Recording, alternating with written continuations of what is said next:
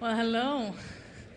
Nice to be on stage with you guys. Hello, my name is Elena Pogia, and I'm moderating this session talking about AI collaboration versus replacement. Happy to be joined with Mujan and Brad. Mujan I know for quite a while. She's the initiator of Women in AI, which is a very collaborative project, actually, promoting diversity and inclusion in companies.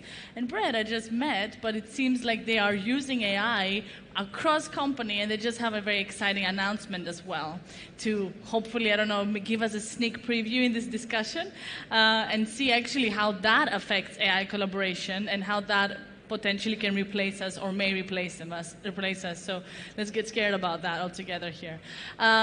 First, let me talk to you a little bit about me. I'm the CEO and founder of Data Economy Media, which is a media outlet that focuses on data science, machine learning, and AI. I've been actually writing and talking about these things for the last 7 years, so I'm really happy now there's actually a boom in the AI space, no matter what that means and how it can actually frustrate or scares us.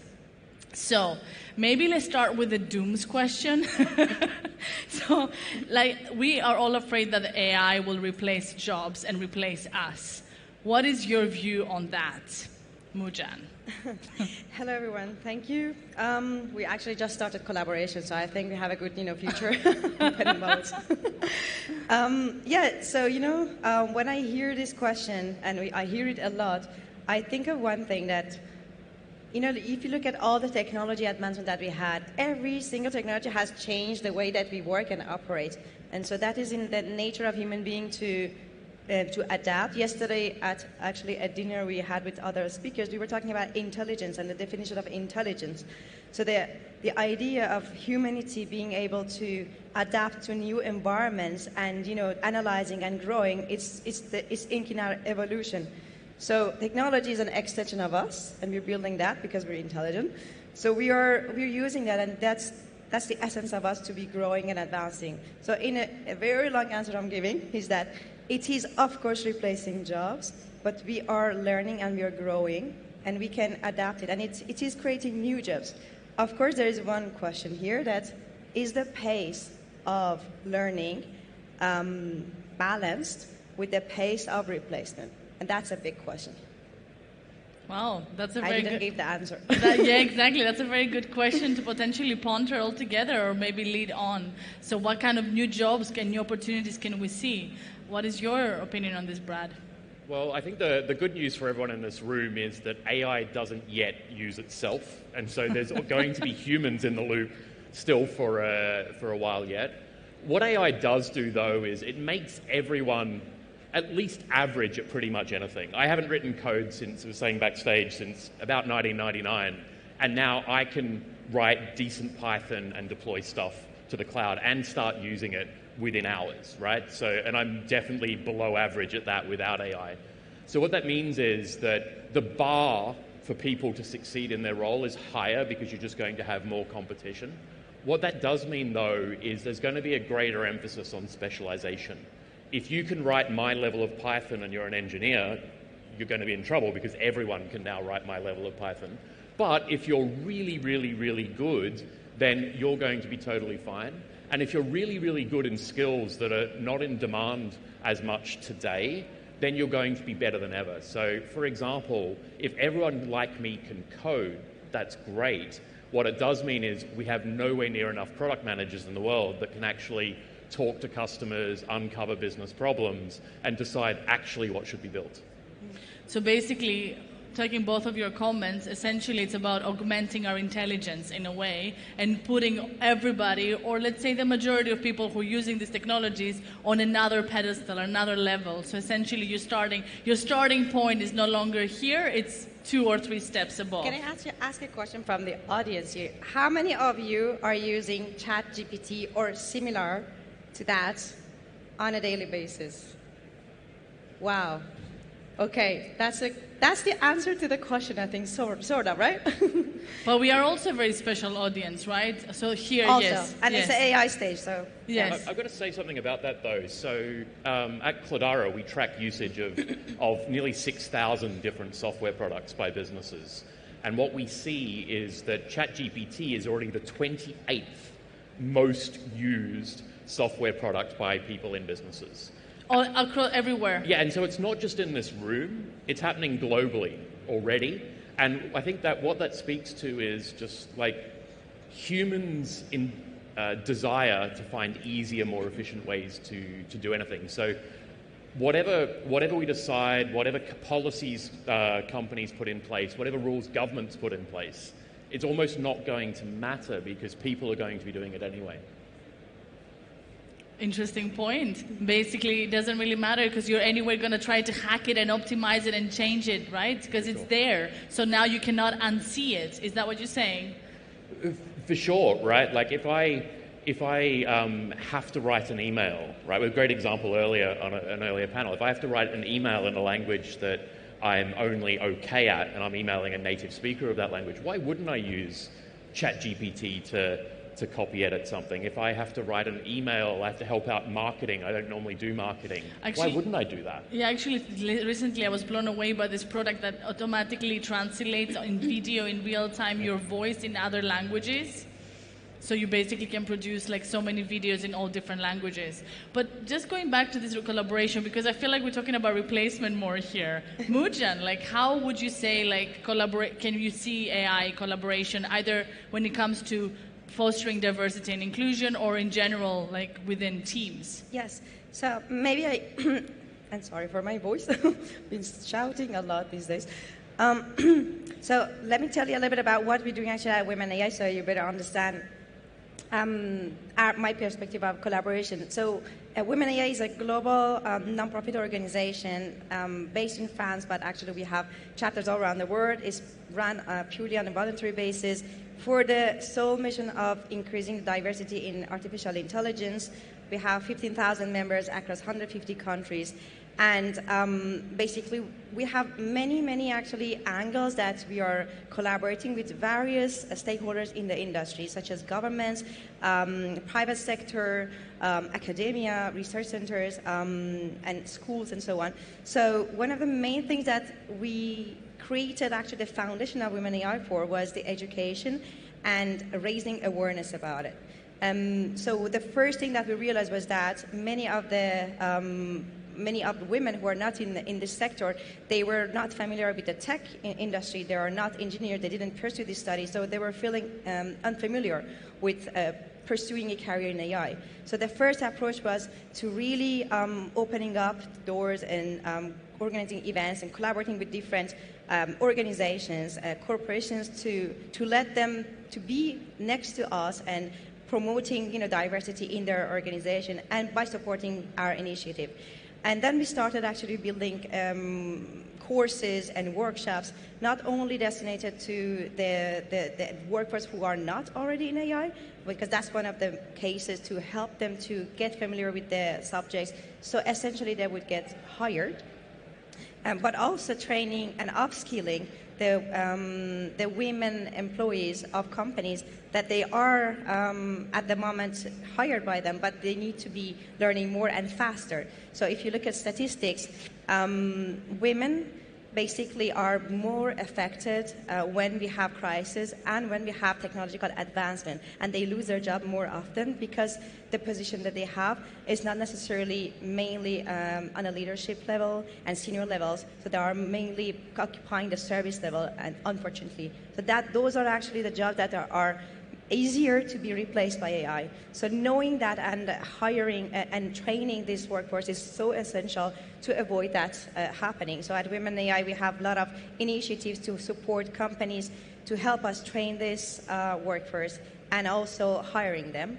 Another thing we do is that we work closely with governments and policymakers. For example, we have been involved in many public and private hirings at the level of European Commission to help them actually understanding how to tackle the diversity issues, what are the key questions that policymakers need to ask in order to create an ecosystem that is thriving not only in the in private sector, but also in different levels that we can see in terms of leadership, in terms of hiring, having, for example, laws in terms of number of board members and so on. So all of them are affected by the policymakers.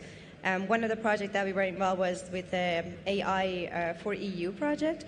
That we were one of the consortium players to help them to build this on-demand platform for AI for Europe.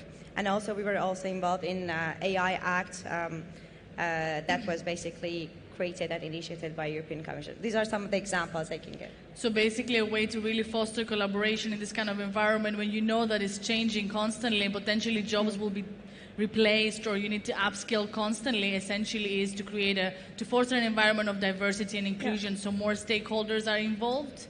Is that what you're saying? I mean, the education is the key thing. And so I know and I'm aware of that the will is there. So the companies, the governments, they know that we need to increase the diversity, we need to upskill and reskill. But how to do that is the main thing. So collaboration with different organizations, non-profit, for-profits, different entities allows us to make that happen. So creating an ecosystem. Brad, how do you do that maybe internally in your organization or generally with your product and technologies? I think technology is the key word here. And I think there were 2 panels ago, someone described AI as just another tool in a toolbox. Like it seems special and scary and powerful, but the reality is it's just another piece of technology. And I think when we come to think about inclusion with respect to AI, it's the same discussion we've been having for a lot of years. It's about inclusion with technology. I think within our organization, and we have a diverse organization, we have people from Denver to Barcelona and a bunch of places in between.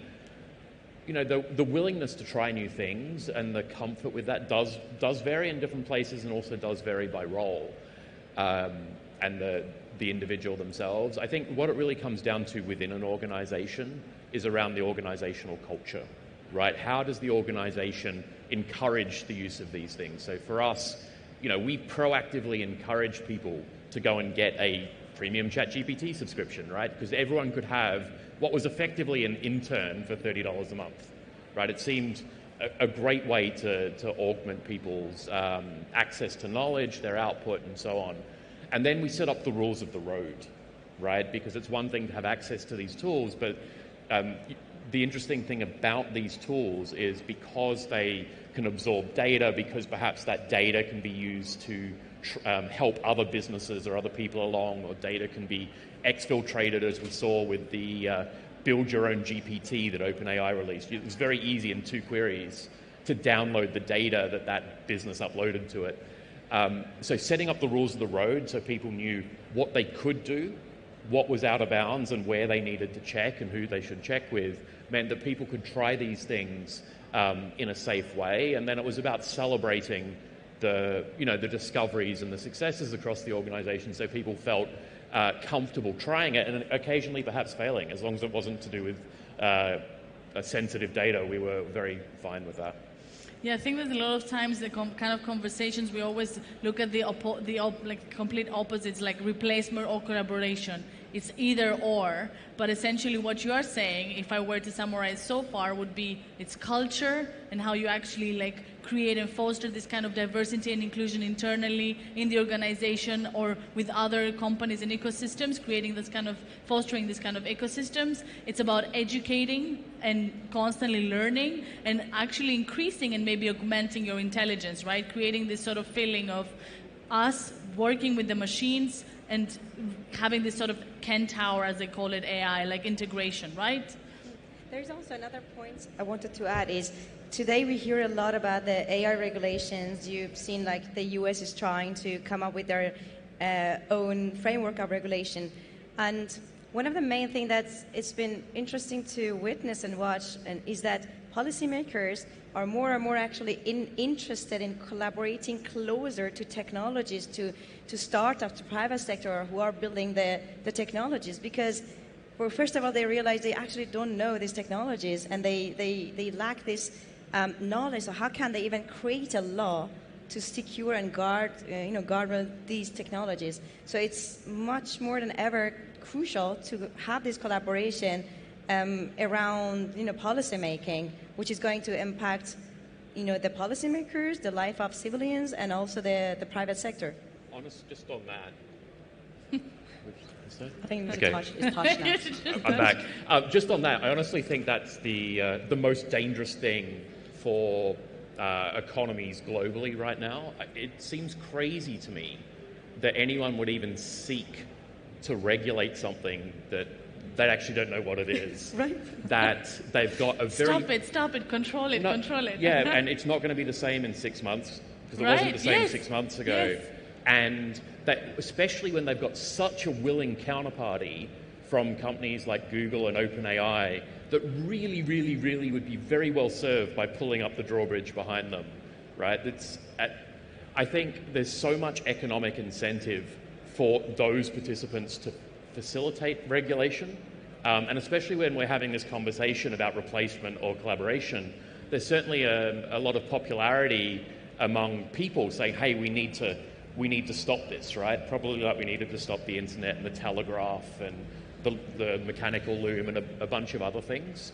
I think there needs to be a thoughtful approach to this, a very careful approach, because most of the large AI companies are European founded. We heard this again before earlier today. Sorry, say it again. Most AI companies, AI leaders, are either founded, or the science is driven by Europeans that are now living in America, because the regulatory environment there is much more enabling for what they need to do.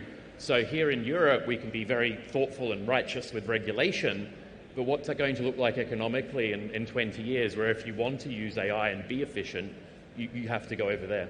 It's a very great question, and most of the time in Europe we are more about let's make sure it's secure before we put it in the market. In the US we are let's try and see what happens, and then we will see what we do afterward with it.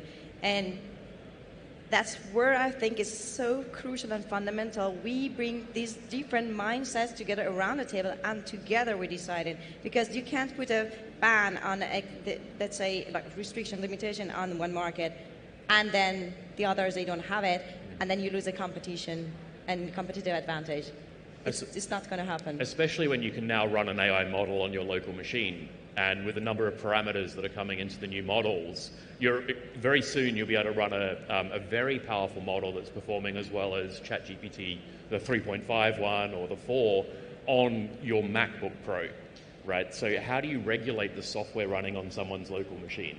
I think it's a fool's errand, and I think we need to wait and see and think about how, once this space matures, how we regulate. But we need to balance the need for innovation, the need for driving of productivity, with the very real risks that exist with AI.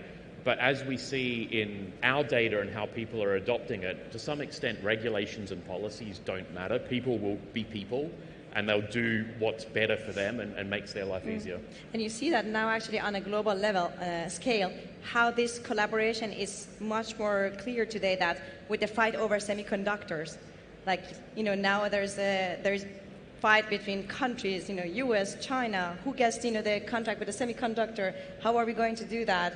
To stop the advancement of a US company, you're going to ban them from, the semiconductor built in China. This is interesting to witness. I would actually argue for this actually to happen is, you see that already with AI now having this kind of boom, that the systems are trying to close them, right? They're trying to actually protect them. They're not open AI. Maybe that is a way to foster collaboration, by having actually open systems out there and fostering the kind of dialogue where we're learning from each other to see actually where it takes us.